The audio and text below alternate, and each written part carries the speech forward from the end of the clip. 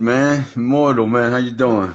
Pretty good, man. I gotta say, man, it is probably very late out where you are, man. Whereabouts are you out in Norway? I am in the southern region. It's called Norderland. It's in the city of Kristiansand. I gotta say, man, I just love technology, how we could actually do something like this and get on video. I can be in the great white north of Canada. You could be in phenomenal Norway. Like, two different countries all across the world, we can connect like this, man, and put on a show for everybody else, man. I love technology. Yeah, it's pretty crazy, man. Considering back in the day how it was, man. Yeah, it's crazy. Gotta But I love do, it though, man. but I do know it's late, man, so I'm not going to keep you too long, of course. So I'm going All to good, jump right man. into things, man. And I do know that, obviously, as I mentioned to the viewers, you're an activist. You're also a hip hop artist, obviously, and you've done a lot of amazing things throughout your career. But starting things off with the music side of things, what Yeah. originally made you decide just to pursue a career into being a hip hop artist? Well, man, you got to go way back. I mean, I started in the culture as a b-boy. You know what I mean? I got introduced to the culture in the late 70s. So I came up as a b-boy, and within my crew there was some DJs and MCs, and I always, I always had the desire to be on the mic. So once I wasn't able to get down on the floor like I wanted to, I just kind of took to, expressing myself on the microphone. I just always had a thing for it. You know what I mean? So it was like around, early 80s, I started messing around with writing rhymes and, trying to rock on the mic. And as time progressed, I just took it more and more seriously. And of course, as you mentioned, man, you had the opportunity to actually see the golden age of hip hop through your own very eyes. A lot of our viewers didn't really get the opportunity to really just embrace that. Like, what was it like just being within the hip hop community in the '80s? Because obviously, it was a lot different than what it actually is today. Yeah, I mean, back then, I guess I gotta say, took it for granted, but as time progressed, man, I felt absolutely blessed to be, to have been around in the early days like that, to see some of, the pioneers doing it and to break bread with some of the pioneers. So I absolutely feel blessed and, to have been a part of that. And I feel even more blessed to be here today, still a part of it, man, because we've lost so many brothers and sisters, so I feel blessed all around, man, really grateful.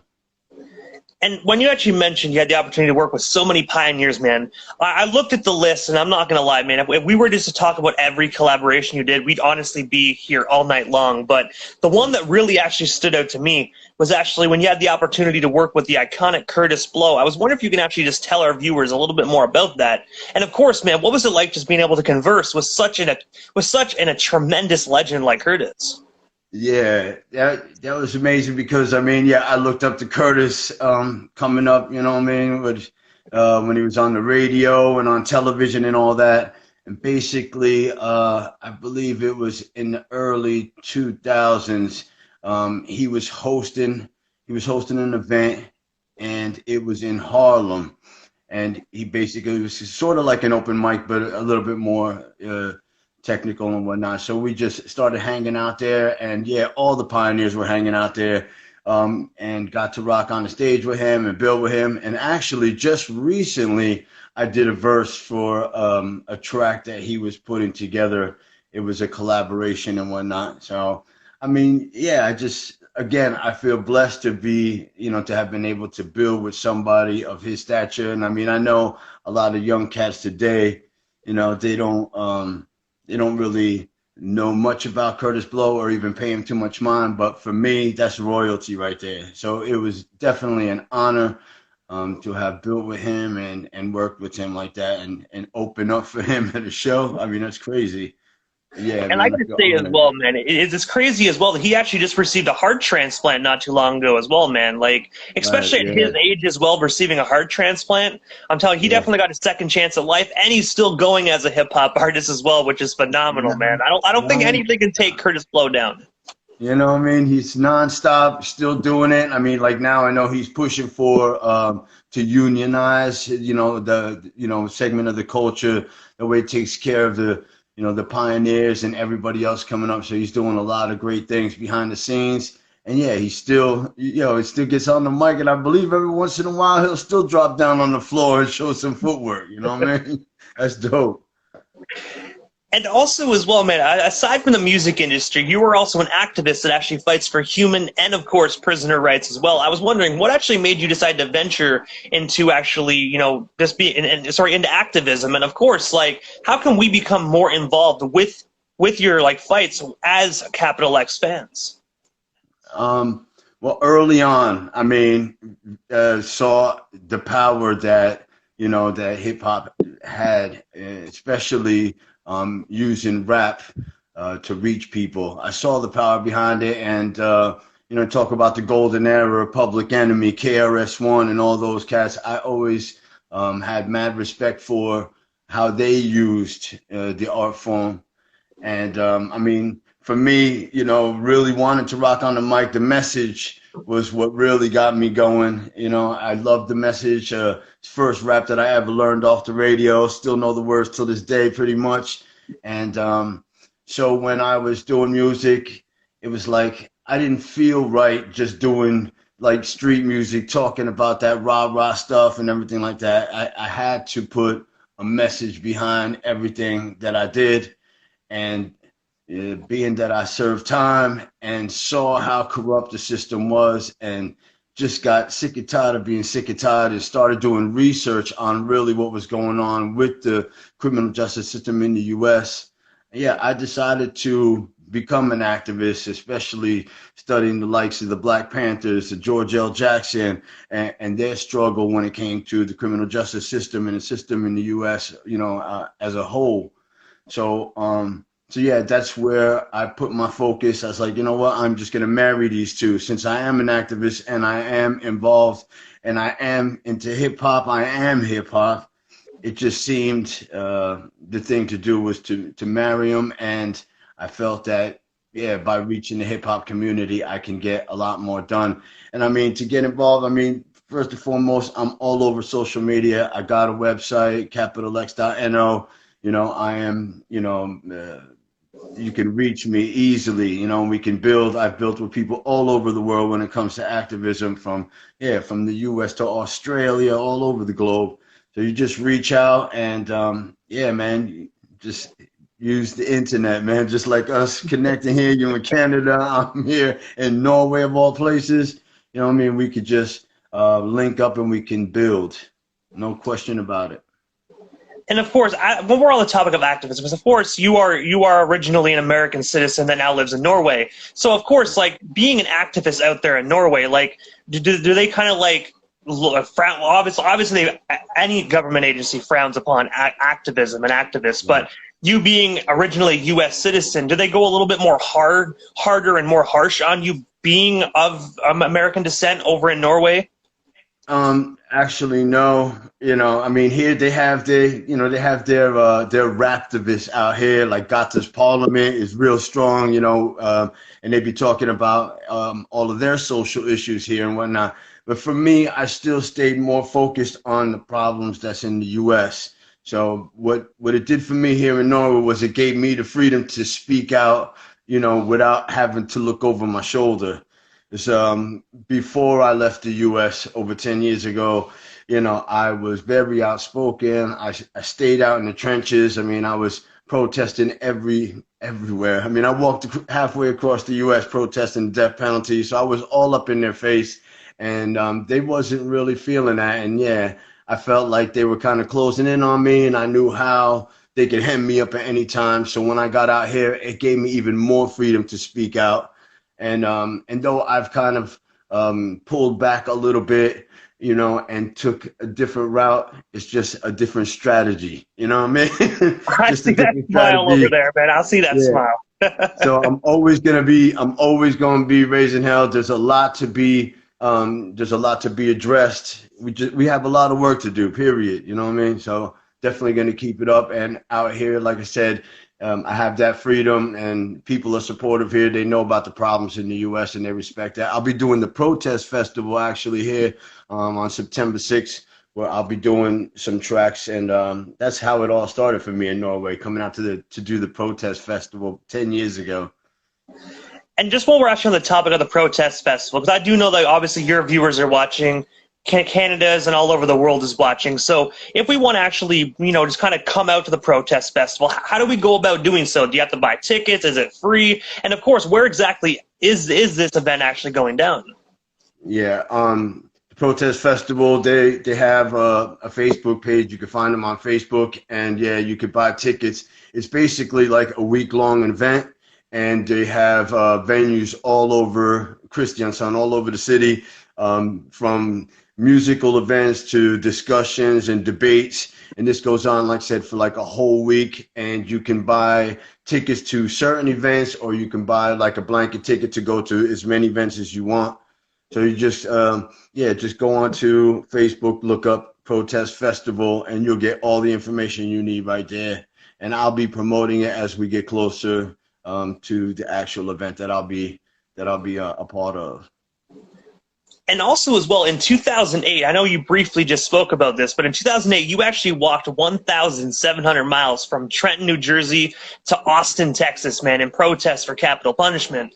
I was wondering if you can actually just tell our listeners a bit more about this phenomenal, extraordinary just walk, man. And of course, did you actually meet, what kind of interesting individuals did you meet on your way? Because I do know when it comes to protests, a lot of individuals stop you and they kind of help you out and whatnot. So you must have met some interesting characters on that walk.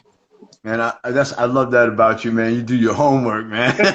Yeah. Yo, I tried, man. I tried. Yeah, that walk was amazing, and it came about. I was involved with an abolitionist group out of Modena, Italy. They were called Voice of the Voiceless, and we were building. And I don't know, I got inspired to do this, this walk. And along the way, I have to say that I met some absolutely incredible people. The support was, absolutely amazing. Yeah, I had some rough spots, but it seemed like when I needed it most, somebody would just pop up. And I got stories for days of, it's like when you take a walk of faith like that, it's not like I didn't have a ton of support with like all kinds of money and sponsorship. I left with a couple of dollars in my pocket, and people just opened their doors and just took care of me the whole time. People came out and walked with me, and it was just absolutely amazing. And I can't really sit there and pinpoint like one individual. Well, actually, I can. My brother therapist, MC therapist out of Philadelphia, he really looked out for me. He did mad miles filming and doing roadside assistance. Like he would be in a car and just watch me along the way. Yeah, he put in some mad miles for me. But man, it was just mad love the whole trip. And the last few miles, I had people actually from Norway fly to Texas, and they met me along the way and walked the last miles with me, which was crazy because it was like 150, 120 degrees, something like that. It was insane. Yeah, it's really dope, man. And I gotta say, man, it actually sounds kind of like an American version. I don't know if you're familiar with the Terry Fox run/walk that he did back in the 80s for cancer research. I know it's a completely different situation than that, but just the walk and meeting the people and having individuals coming out to support you and film you and kind of walk with you. That's how it kind of reminds me a little bit, man. But it's so tremendous just knowing that you could actually walk it for something like capital punishment and so many individuals support you, man. It just shows that how many people really do believe in your vision. Yeah, it was, the support was, even the police, I had hit a couple of highways where you actually weren't, you weren't allowed to walk. And when they came up to me and I explained what I was doing, they gave me, the one cop gave me his card, and he's like, all right, I'm gonna let you go. I'm gonna let you walk. And if you have any problems, if anybody else stops you, you give them my card and you let them know that I gave you the green light to walk. There was a few cops along the way that, supported what I was doing, and they kind of were against capital punishment, believe it or not. So it was just pretty amazing. Yeah. And since we were up, obviously the good people, did you run into any like individuals, kind of like a law enforcement or government officials that really wanted to stop you from doing what you're doing? Well, I definitely, I was confronted with some opposition, but for the most part, I would say 90% of the walk were people that were against the death penalty and supported me. And some of the people that I met that were for the death penalty, we had discussions. There was no hate, no heated debates or anything like that. Like I said, along the walk, some people, I gave them a lot to think about. Some people changed their minds right on the spot, and some, of course, were just, just so for the death penalty that nothing that you would say or do would change their minds. Some people are just like that. They're just blind to the facts. But there was really no crazy opposition. It was mostly, positive support. No question about it. And also, as well, your music was also featured for an FBC television documentary titled The Green Mile. I was wondering if you can actually tell us a bit more about that opportunity. And of course, what was it like just hearing your music on a national syndicated television program? Man, being involved with that project was, it was pretty emotional. And when you get deeply involved in certain individuals' cases, especially when they get executed, it was emotional, man. It really took a toll on me to be that involved. Actually, towards the end of the walk, I was pulled aside by one of the top abolitionists in the entire world, and he told me to take it easy and not to be stomping out fires. That was his advice. Don't run around stomping out fires. Don't get too personally involved in individual cases. He said, take a step back and focus on the blaze. It's like, you know what I mean? Look at the bigger picture, at what we can do as abolitionists to get more people to be opposed to the death penalty and join the abolitionist movement, because it's really not a big, you would think that there would be more people involved in fighting against the death penalty, but people just, go about their daily business, you know what I mean? So, yeah, it's a tough thing, man. It's really emotional. But it wasn't like I was looking like, oh yeah, at the Grammys or anything like that. But it was an honor to be involved in that project and to use hip hop in such a positive way. And also, as well, you actually had the opportunity to release a single that was actually dedicated to Anthony Hayes, titled 999 330. I was wondering if you can actually just tell our listeners a story behind this project, and of course, what actually made you decide to dedicate it to Anthony? Yeah, Anthony was actually one of the first prisoners on death row that I advocated for and got to build with. I was a prisoners' rights activist, and I was approached by abolitionists, and they asked me why I wasn't more involved in the abolition movement. And I actually didn't know much about it, hadn't really given it much thought. So once I started digging into the whole death penalty thing and decided to get involved, I was like, all right, now I have to build with some of these brothers that are on the row. And Anthony was one of the first ones that reached out to me. And what stood out about Anthony's case, because you know how people are to be like, yeah, nobody in prison is guilty. Everybody's innocent. Everybody's been framed. When the first letter that Anthony wrote me, he said, yeah, I'm guilty. I killed this guy. I killed him. But he said, I don't belong on death row legally. So I started looking into his case and looking into all the information that he gave to me. And he was absolutely right. They kind of like railroaded him to get him onto the row and to execute him. It was like a revenge thing. And the more involved I got in Anthony's case, I went to Texas. I met his mother. I went to the courthouse and pulled all his files and read all of his case files. And so, I got deeply involved with Anthony. And I felt like, we connected. And I wanted to tell his story. And basically what I did is like everything that he told me, everything that he shared with me, I put into that song. So it's basically, I'm telling you his story, like that, channeling everything that he wanted to say. It was an incredible experience. I got a lot of love for Anthony. And I do know that we were actually going back just a little bit to the festival. We actually had a fan question come in, and I thought this would probably be a great time to actually just bring this up. But she actually was wondering if you're going to be performing a song during the festival at the show. Excuse me, can you repeat that? Oh, sorry. We actually have a fan submitted question asking you if you're going to be performing any songs at the up and coming festival.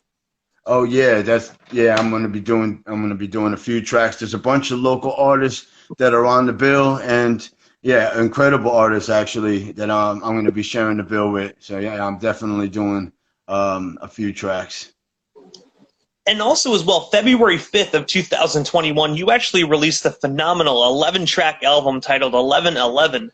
I was wondering if you can actually just tell us a story and inspiration behind this album, and of course, where can we actually buy or stream ourselves a copy of it today?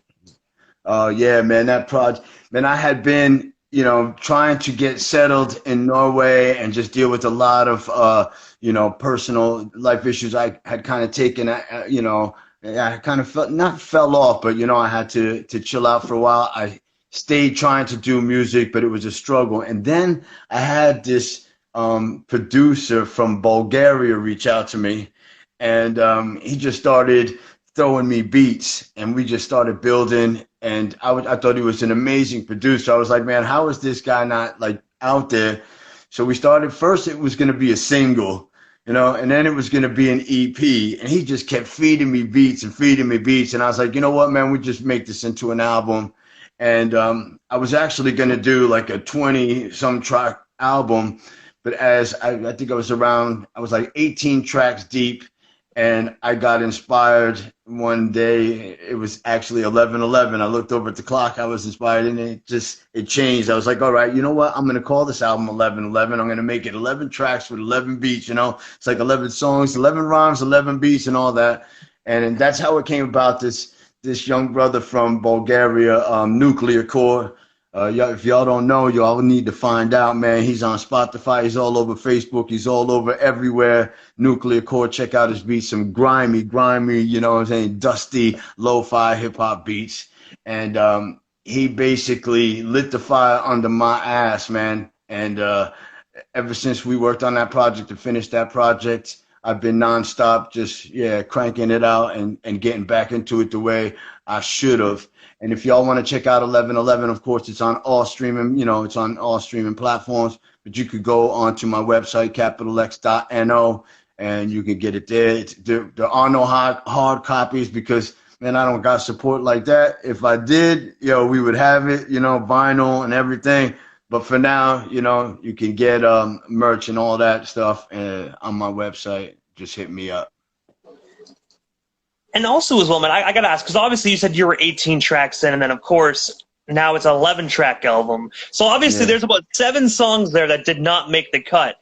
Do you ever have plans to actually release them, or are you just keeping those in the vault, maybe for a potential release in the future? Yeah, absolutely. Definitely going to release them, man. You kind of just sit on them. I mean, some of these tracks that I be putting out, you wouldn't. I just put out one. It's called I Want Peace, which I will be doing at the Protest Festival because it's honoring a brother that escaped, his family escaped war, and they ended up here in Norway.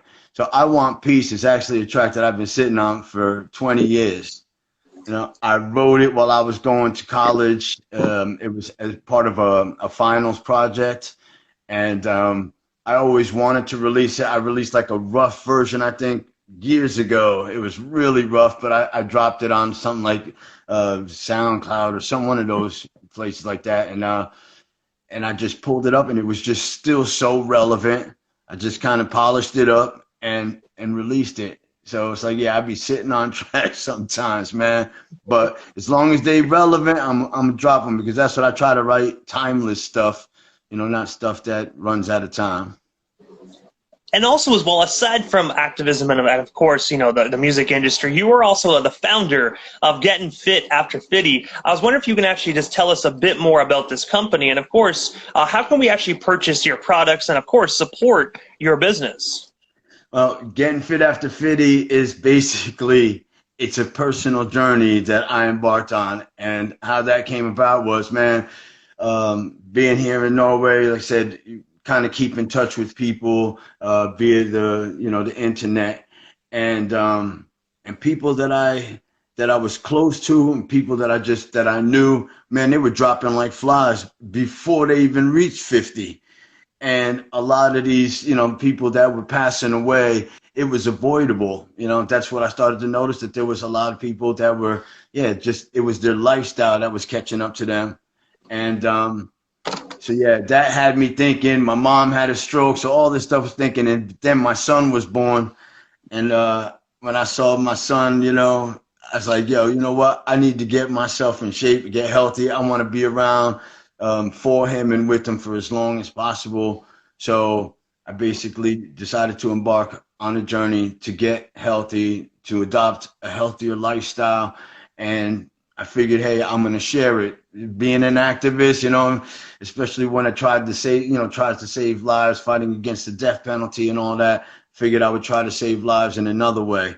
So I have a blog site, which is fitafterfitty.com, and I'm all over social media, and it's basically me just showing people what I'm doing. You know what I'm saying? I'm an old bird. You know what I'm saying? I'm an old cat, but I give it all that I have, and I'm hoping to inspire people to get fit. Whether you're 20, 30, 40, it doesn't matter. You need to start thinking about your health, because it will catch up to you. You know what I mean? And if you are, a senior like myself, getting up there in age, even more reason to get fit. And I hope to inspire people. And like I said, you can support me by going on fitafterfitty.com. I'll be dropping on. I just started a Fit After Fitty TikTok, you know what I'm saying, where you can see me doing my thing with my son and, trying to make him a little entertaining. And we're just doing our thing. We get healthy together, everybody. You know what I mean? Health is the real wealth. And also, I have to ask, man, because obviously you have such a tremendous career. If we were to talk about every single thing you've done, honestly, I think you'd probably fall asleep just because it's so late out there in Norway. But I gotta ask, man, what is next for yourself, Capital X? Like, did we miss anything during this interview? Anything else you do still want to talk about or promote? It's going to be a continuation. I was just telling somebody yesterday, I was telling them some stories, and they were like, man, you should write a book. And I was like, I've been approached by at least 10 people asking, if I wanted to write a book about, my whole life and everything that I've experienced. And I was like, no, man, I still got some chapters that I need to live out, so I'm going to just keep going, unstoppable.